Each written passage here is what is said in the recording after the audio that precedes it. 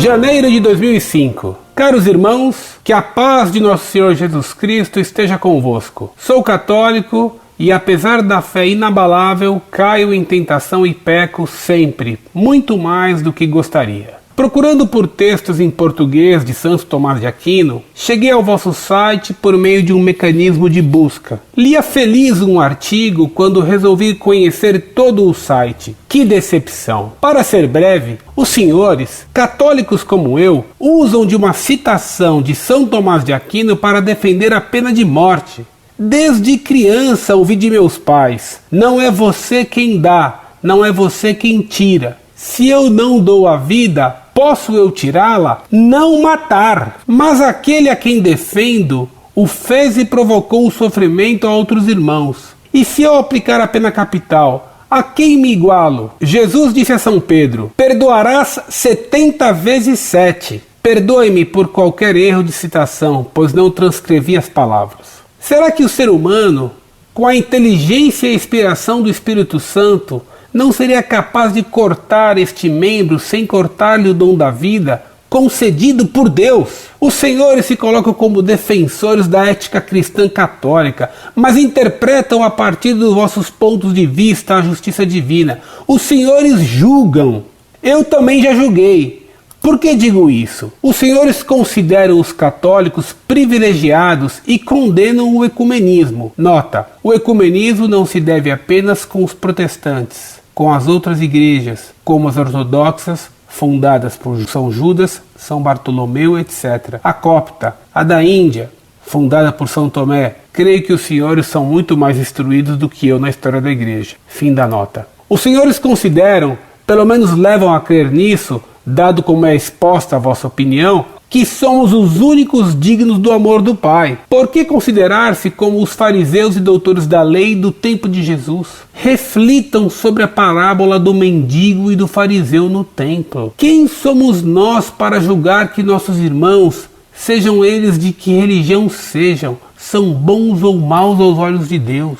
Cabe a nós amar a todos e orar, interceder pela salvação de todos. Todos nós, todos, somos imagem e semelhança dele, e não por acaso rezamos ao fim de cada mistério: ó meu Jesus, perdoai-nos, livrai-nos do fogo do inferno, levai as almas todas para o céu e socorrei principalmente aqueles que mais precisarem de sua misericórdia. Pedimos assim ao Pai perdão pelos pecados de nossos irmãos, por nossos irmãos ateus, hereges, agnósticos. Deus nos permitiu esse poder de intercessão. Me desculpem, mas meu julgamento pobre, incapaz e restrito sobre o que os senhores expõem em vosso site é de que vossas opiniões precisam de renovação, de mais amor ao próximo, de mais gratuidade, menos interpretação pessoal, mais inspiração do Espírito Santo.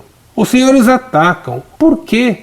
O exemplo de São Francisco de Assis é tão inválido, dobrou até mesmo o risco de excomunhão que teve por ser tão radical em sua proposta de vida. Agradeço desde já pela liberdade em me dirigir aos senhores e expressar minha opinião. Peço que rezem e orem por nossos irmãos mais necessitados, material e espiritualmente. Um grande abraço e que Deus os abençoe. PS. Me desculpem também o fluxo desordenado de ideias. Prezado Senhor, salve Maria. Agradecemos a sua carta. Não é preciso desculpar-se por seu juízo desfavorável a nós. Sua carta nos critica por defendermos a pena de morte e por criticarmos o ecumenismo. E tratando desse último tema, o Senhor defende a tese de que não se pode julgar os outros nunca para não sermos julgados. Quanto à pena de morte, o senhor se equivoca dizendo que a defendemos apenas por meio de uma citação de São Tomás de Aquino. Como o senhor cita a Sagrada Escritura, vamos responder ao senhor dando apenas as citações da Bíblia favoráveis à pena de morte. Em primeiro lugar, respondendo à sua citação das palavras de nosso Senhor Jesus Cristo a São Pedro, dizendo que ele devia perdoar 70 vezes 7 vezes aos seus ofensores. Lembro que isso vale para as ofensas pessoais que nos são feitas. Devemos sempre perdoar os que nos ofenderam, mas nós não temos o direito de perdoar as ofensas feitas aos outros. Se alguém ofender ao Senhor, cabe ao Senhor perdoá-lo e não a outrem. Ora, o criminoso ofende não somente a sua vítima, ele ofende e viola também o direito de Deus e da sociedade. E nós não temos direito de perdoar as ofensas feitas a Deus e à sociedade. Por isso é que Deus aprova e recomenda a pena de morte. Para comprovar isto, citaremos uma frase de nosso Senhor Jesus Cristo no Apocalipse. Quem matar a espada, importa que seja morto a espada. Apocalipse 13:10. E o próprio Cristo, quem nos ensinou então que o assassino convicto deve ser punido com a morte. E para São Pedro, Jesus disse: Pedro, mete a espada na bainha. Repare que Jesus não mandou São Pedro jogar fora sua espada, porque quem com ferro fere, com o ferro deverá ser ferido. Mateus 26:52. Portanto, Cristo deu expressamente a São Pedro o poder de condenar à morte. E quando Jesus foi julgado por Pilatos, este lhe disse: Não me respondes? Não sabes que tenho o poder de livrar-te ou de te condenar à morte? Jesus respondeu: Tu não terias poder algum sobre mim, se não te fosse dado pelo alto. João 19:10-11. Portanto, Cristo nos ensinou que a autoridade, cujo poder vem de Deus, tem poder de condenar à morte. Poderia citar-lhe muitos outros textos da Bíblia defendendo a pena de morte. Para encurtar esta carta, dou-lhe apenas as referências. Romanos 1:32, Atos 25:11, Romanos 13:4, Êxodo 26:12-17, Jeremias 48:10. Espero que o Senhor coloque seu julgamento a respeito da pena de morte abaixo do que diz nosso Senhor. Repare o Senhor que já destacamos com negrito por 2 vezes o fato de que o Senhor, que se recusa a julgar, julgou. Primeiro, julgou que a pena de morte é má e contrária a Deus. Segundo, julgou a nós, acusando-nos de orgulho, de agirmos como os fariseus, por julgar-nos a nós mesmos como católicos privilegiados e etc. E não vê o Senhor que na mesma hora que nos condena por fazer julgamentos, o Senhor nos julga? Caro Senhor, o Senhor caiu nessa contradição por não ter compreendido que é impossível ao homem não fazer julgamentos. O que Deus nos proíbe é de julgar sem base, julgar apenas pelas aparências e não com a análise correta. Cristo de fato nos disse: não julgueis para que não sejam julgados. Mas Jesus também disse: não julgueis pelas aparências, mas julgai com reto juízo. João 7:24. Portanto, Cristo diz que devemos julgar com retidão ou justiça. Com efeito, Senhor, um homem que nada julgasse seria um homem sem juízo.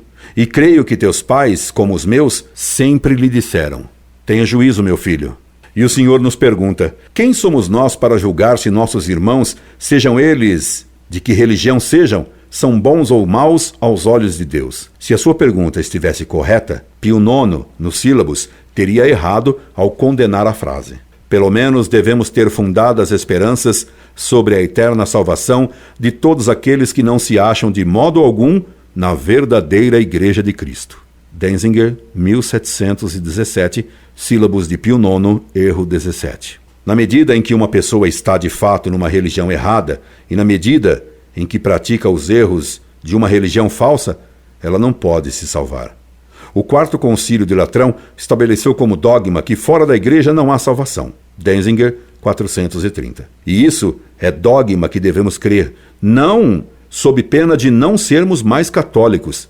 Para comprovar essa tese, há muitos outros textos a citar, mas por brevidade ficamos apenas nesse. Quando o Senhor cita a oração que Nossa Senhora de Fátima pediu que se acrescentasse no final de cada dezena do terço, o Senhor comete um engano. A frase de Nossa Senhora foi: ó meu bom Jesus, perdoai-nos, livrai-nos do fogo do inferno, levai as almas todas para o céu, especialmente as que mais precisarem.